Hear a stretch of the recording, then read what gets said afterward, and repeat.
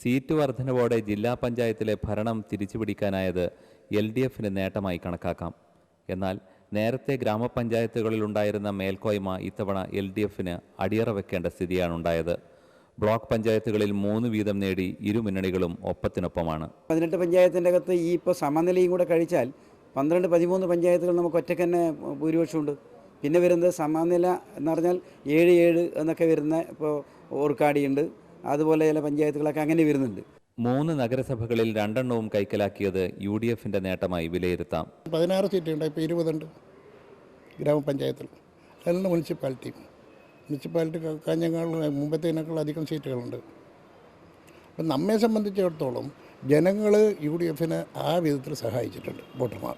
ഇടതു കോട്ടകളായ വലിയ പറമ്പ്, വെസ്റ്റളേരി, അജാനൂർ, പനത്തടി എന്നീ പഞ്ചായത്തുകൾ പിടിച്ചെടുക്കാനായത് UDFനും UDFന്റെ കയ്യിലുണ്ടായിരുന്ന മുളിയാർ പിടിച്ചെടുക്കാനായത് LDFനും നേട്ടമായി. കയ്യിലുണ്ടായിരുന്ന 6 പഞ്ചായത്തുകളിൽ 3 എണ്ണവും നഷ്ടമായത് BJPക്ക് ജില്ലയിൽ വലിയ ക്ഷീണമാണ് ഉണ്ടാക്കിയത്.